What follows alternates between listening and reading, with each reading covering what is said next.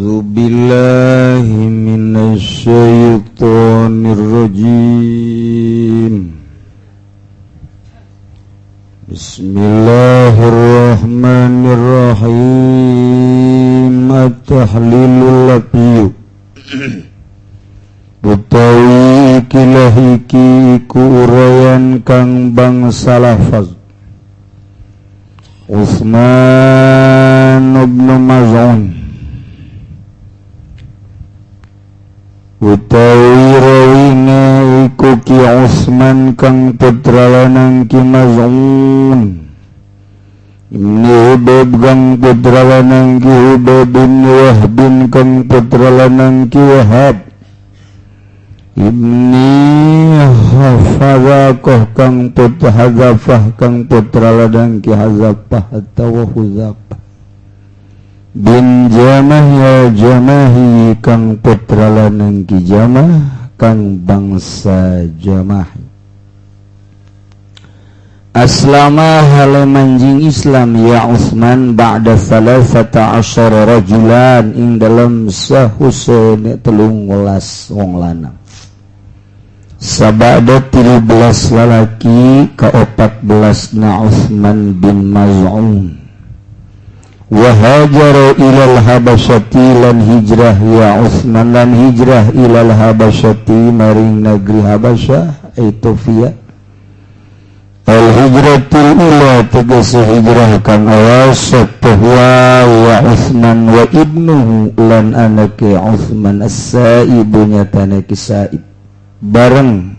bapa jeung anak asup Islam. Falama balagahum maka samang-samang satu Mekahum ing Utsman wa jama'ati ana Quraisyan satu hune kaum Quraisy aslamat ikus manjing Islam ya Quraisy begitu kadenge berita bahwa lolobana orang Quraisy parantos asup Islam raja'u maka babalik ya Utsman wa jama'ati wa mata fi sanati tsaniyati minal hijrati halamati ya Utsman ing dalam tahun kang kaping 2 saking hijrah badama syahida badaron dalam sahusane enta hadir ya Utsman ing perang Badar wa huwa lan utawi ya Utsman awalu man mata iku awal wong kang matian man minal muhajirin saking sahabat muhajirin kabil Madinah ing dalam Madinah pangheulana sahabat muhajirin nu maot di Madinah urang ka Madinah terus ke pekuburan Baqi' na ye urang didinya kaparanggi jeung para pejuang-pejuang para garwa-garwa Kangjeng Nabi termasuk Sayyidina Hasan didinya dibake Sayyidina Utsman bin Affan dibake Sayyidina Utsman bin Maz'un dibake geus urang teh nyaho belah manana kuburanna geus urang salam Assalamualaikum ya ahla Baqi'il Gharqad ji'nakum zairin antum lana salafun wa nahnu alaikum taba'un wa inna insyaallahu ta'ala bikum lahiqun as'alullah as-salama wal afiyah wal barakah al-fatihah beres nyana menelekeun ka urang oh itu Heri Dedi Acep nyana wadele urang teu neuleuh ka nyana menelekeun ka urang masyaallah ditongton urang ngan hanjakal we wahabina keras jasa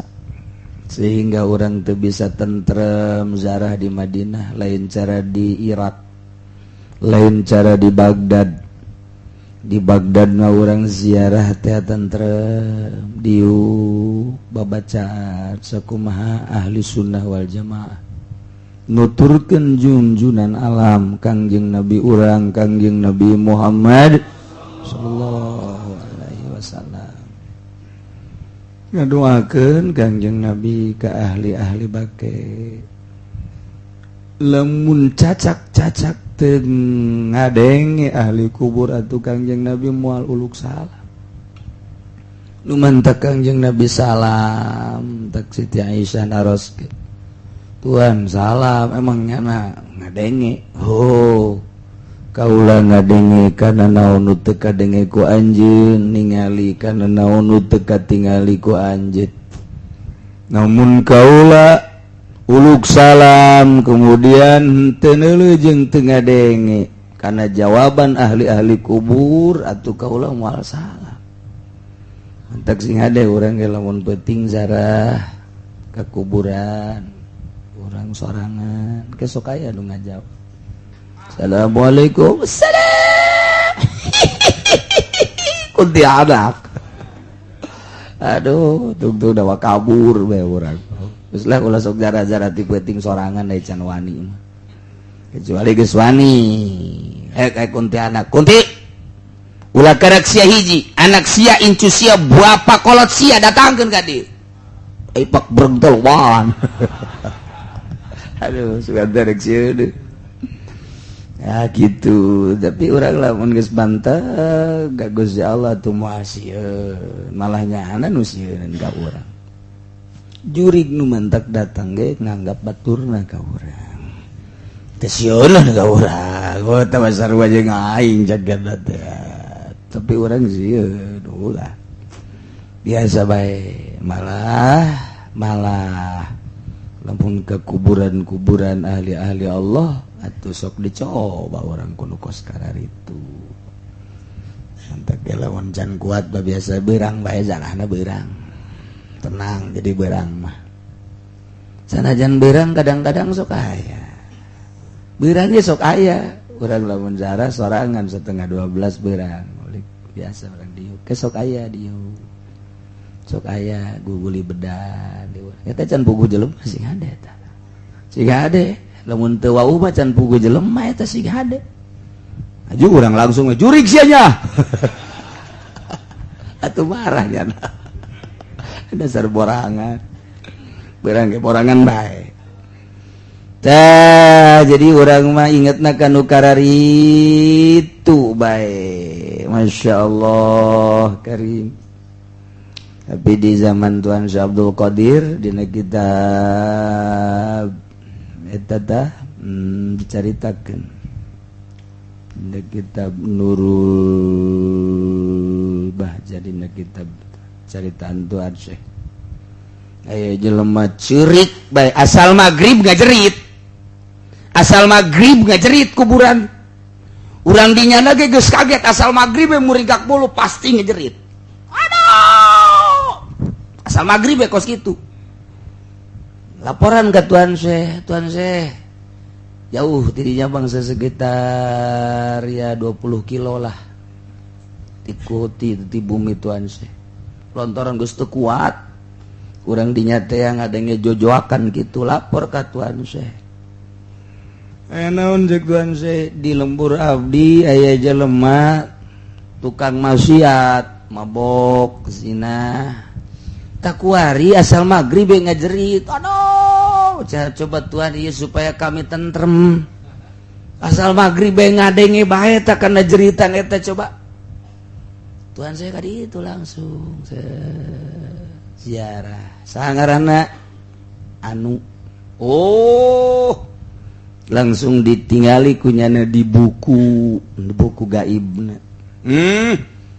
ceknya nanti murid beat mah encan ya tapi pernah datang ka kaula laporan Tuan Syekh ka Gusti Allah ya Allah inna hadzal fulan bin fulan zaroni ieu ki anu bin anu parantos zarah ka abdi sedangkeun setiap jelema nu kungsi zarah ka abdi panyuhunkeun ka Gusti supaya dirahmatan Allahumma arhamhu ya Allah muga ngarahmatan Gusti kaya kipulan gas pokoknya lamun ngajerit teh laporan deui coba kula dek laporan ka Gusti Allah cek Tuhan Syekh coba rahmat Gusti Allah turun tah henteu barang isuk wak wabeh jelema ngadengekeun ngajerit henteu ya ternyata henteu tah mantak manzaroni cek Tuan Syekh Abdul Qadir saha jelema anu ziarah ka kaula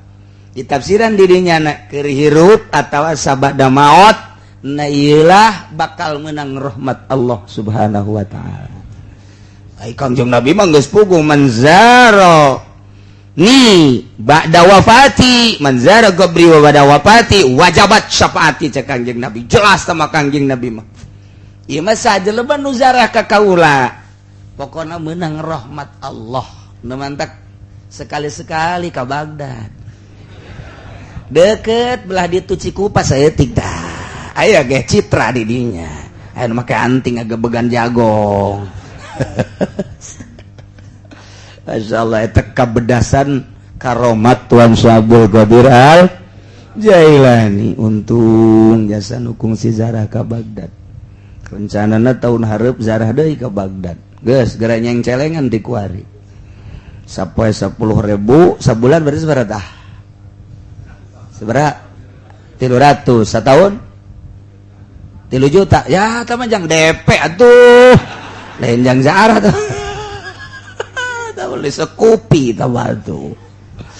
Masyaallah, masyaallah, masyaallah. Ya, Raja Umata pada sabada perang Badar. Pangheulana jelema nu maot ti golongan sahabat Muhajirin di Madinah. Wa awalu man dufina bil baqilan awale wong kang den pendem Yaman ing dalam tanah Baqi'. Minhum saking Muhajirin pangheulana nu maot pangheulana nu dikubur di Ka'bah ti golongan sahabat Muhajirin adalah Utsman bin Maz'un wa huwa akhur rasuli minar radha' lan utawi ya Utsman bin Maz'un iku dulur lanang Kangjeng Rasulullah sallallahu alaihi wasallam saking sapasuson dulur sasusu sareng Kangjeng Nabi. Wa manaqibuhu katsiratun lan utawi pirang-pirang cerita kasampurnaanna Utsman iku kang akeh manaqibna seueur pisan. Rawat saling riwayatkeun sapa Aisyah tuni Siti Aisyah galat saling ngucap ya Aisyah kitu qabbala Rasulullah ngambung sapa Kangjeng Rasulullah sallallahu alaihi wasallam Utsman bin Maz'un ing Utsman kang putra nang Ki Maz'un wa huwa mayyitun halau ya Utsman iku kang mati wa huwa yabki halau Kangjeng Rasulullah iku nangis ya Kangjeng Rasulullah wa ainahu tazriban halau netrarona Kangjeng Rasulullah iku mili ya karone ainani. Ketika Utsman bin Maz'um gitu ditutupan Kangjeng Rasul kadinya ngalayat dibuka ku Kangjeng Rasul wajahna kemudian dipeluk ku Kangjeng Rasul dicium bari nangis Kangjeng Rasul ngaluarkeun cai mata. Itulah inget manusiawi inget bahwa perjuangan luar biasa tur dulur sasusu tina dalil ieulah lamun aya nu maot dulur urang ka wauh urang ka kasih urang ka dedeh urang meunang ku urang dibuka ningali wajahna kemudian ku urang dipeluk dicium didoakeun ieulah dalil. Tetapi carita adab-adaban teu meunang sambarangan kumaha diatur ku fikih berbau thariqah teu meunang sambarangan sapeluk-pelukna kumaha keur hirupna urang jeung nyana wani henteu meluk nyana jeung urang keur waktu hirupna hubungan urang ka nyana naon lamun sakadar wauh biasa mun sakadar biasa bae ulah menghormati sakumaha keur hirup lantaran ahli Allah teu maot ana teu maot nyana meureun mun dipeluk ku urang besi suul adab urang ka nyana ulah mun kitu mah aya hubungan kaduluran aya hubungan urang jeung nyana sapagodos ngaguru batin murid ka gurungan aya beat atawa urang teh orang dekat nyana urang teh ngahadam ka nyana taya teh mah teu naon atawa sa profesi misalna kiai pada kiai ustad pada ustad atawa munang ta guru ka murid mah teu naon buka peluk doa ke ai kitu mah urang jeung nyana beda darajatna teu kudu suul adab gitulah diatur ieu mah sebagai dalil Kangjeng kitu meunang ngan diatur deui ku syariat ulah sambarangan sacium-ciumna sapeluk-pelukna lantaran besi suul adabnya nama teu maot neuleukeun ka urang besi engke nyana teu resepeun ka urang gitulah ngan dalil menang mentak osok ditunggu aya kiai datang besi bade besi ningali heula dibuka sok aju katebak bae ahli Allah sebab ditingali raraina sok beki kasep namun ahli Allah mah beda begitu maot teh heran tapi lamun ahli jurig lain deui ih serem amat ya datang kanu di tukangeuna besikna bung kurang mah geus tadi ngareret setik serem aju kadengdeulekeun bae saminggu we kudu dibaturan bae ku pamajikan ulah ka mana emang gunaon gitu ulah ka mana ih cicing bae dia temen ngaloyog setik emang aya naon sih kak kadedeulekeun jogeuna kunaon panu teh ya sok ngabok maot neuleuh beungeutna nyengir bae sieun sok aju ulah ka mana tungtungan untung pamajikan pan dikekepan deui saminggu tah barang geus saminggu leng deui beueuh cak pamajikan tek anu paeh deui gitu ajunya ada nempo deui ya Allah ya Rabbi hasayatin qabadatin utai hasayatin iku qabadatin pikul hadis utawi kilaiki ku fikih hadis masyru'iyatul hasi yaiku den syarakeun ngaurkeun alal gobri nya teh sugubur salasan kalawan telung balenan wastahabba ashabus syafi'i lan yunahkeun sapa ashabus syafi'i ayakula ingin tangucap iya si wong inda zalika ing dalam nalika mangkon hasi ing ayat minha khalaqnakum saking ardi ngadamel isun agung ing sira kabeh wa fiha nu'idukum lan ing dalam ardi ngabalikeun ingsun agung ing sira kabeh wa minha nukhrijukum taratan ukhra lan saking ardi matuakeun ingsun agung ing sira kabeh kalawan balenan kang weweneh nyokot urang sekali atau sekaligus nyokot tangan ka dieu ke kenca itu kan Bismillahirrahmanirrahim minha khalaqnakum aurkeun wa fiha nu'idukum aurkeun cokot deui wa minha nukhrijukum taratan ukhra eta teh hikmahna engke ketika aya malakal maut malaikat rahmat atau malaikat kitu munkar nakir na ieu kerikil eta bakal hudang nyaksian di samping gegelung nu sok dibacaan inna anzalnahu fi lailatul qadar 7 hijina 7 baca bismillahirrahmanirrahim inna anzalnahu fi lailatul qadri ma adraka ma lailatul qadri khairum min alf syahr tanazzalul malaikatu war ruhu fiha bi idzni rabbihim min kulli amr salamun hiya matla'il mun gede merena 7 mun leutik sakali bae sial tuh kayak Golkar mah kos kitu jasa kudu dibayar dan mau anjur aduh kudu ikhlas sok bola deuleu bae saya anakna gagan teh malah embat macan bismillahirrahmanirrahim inna anzalnahu fi lailatul qadr oman abeh kadengin ku anakna abeh merena gede bismillah barang nu susah mah bismillahirrahmanirrahim geus pancepat langsung ngomong lah kudu emang merena leutik kiai Golkar kos gitu tah bacaan sing ikhlas Allah neuleukeun urang ulah neuleukeun nu kos kituna isin ulah diojol jeung dunia belajar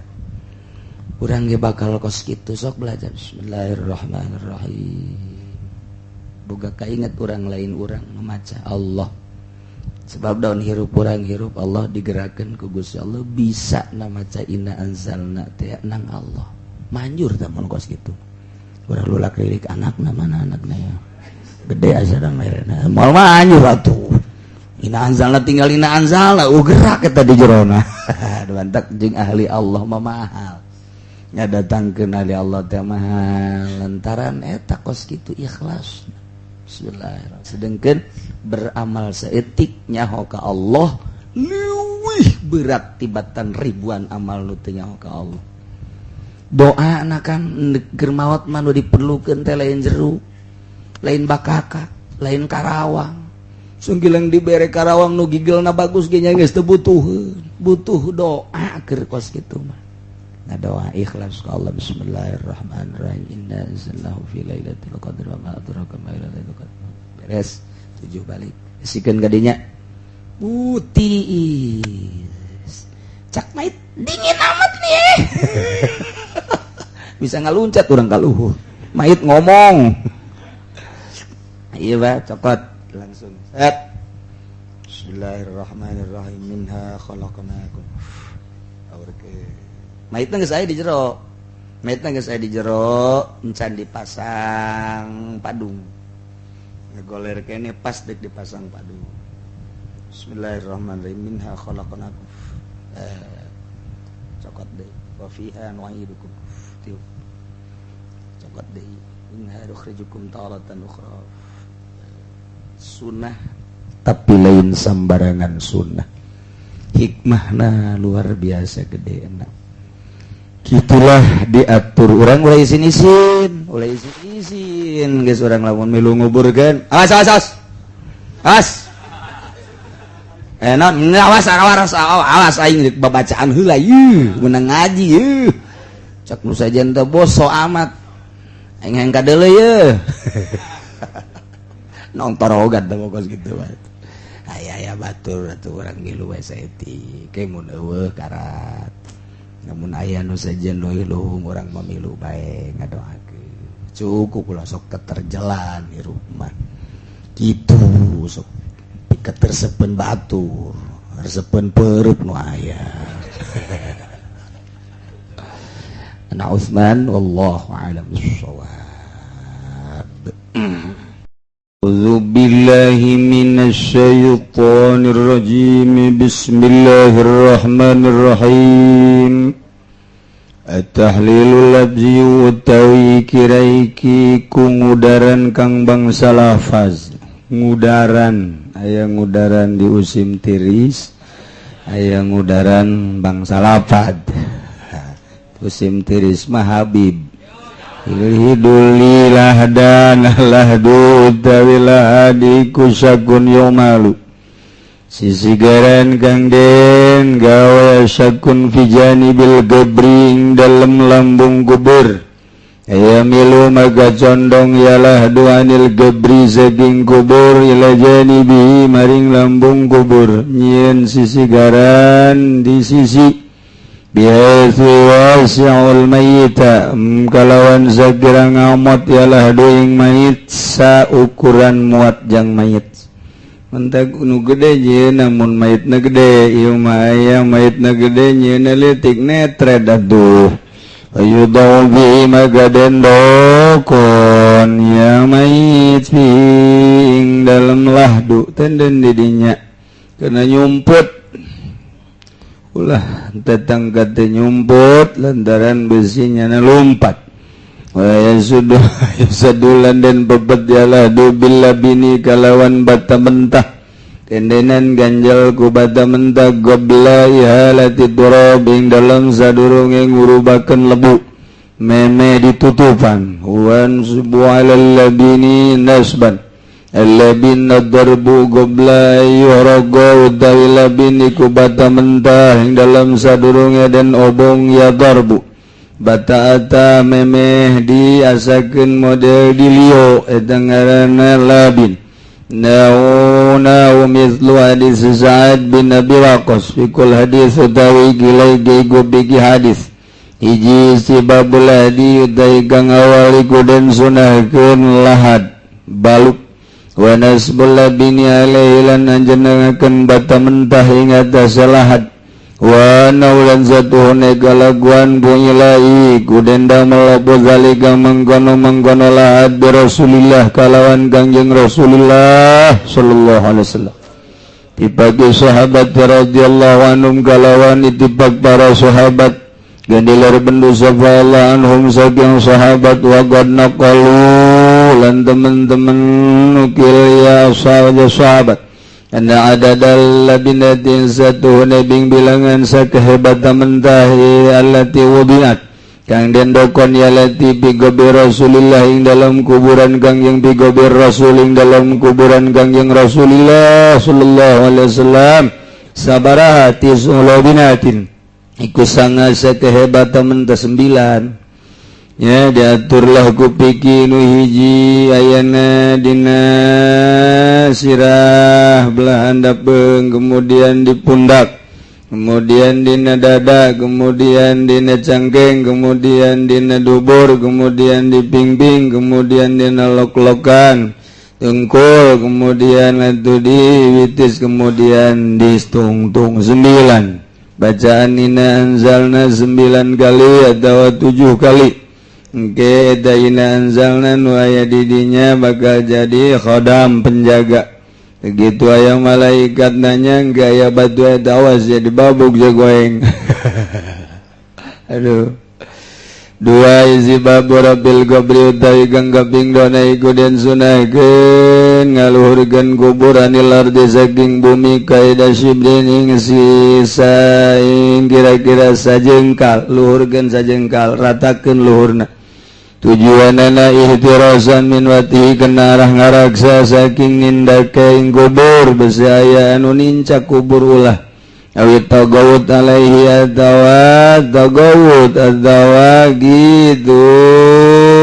tagawut ngising ing atas kubur besi aya anu ngising ke di luhur kuburan aya rata maulah awil julus atawa dodok ing atas kubur besi aya anu diuk luhureun kubur lima pizalika min ikamil mayit kena barang kang tetep ing dalam mengkono rapo atau gabe mini rapo mini kamil mayit saking ngamuliakeun mayit faidatun wallahu a'lam bissawab.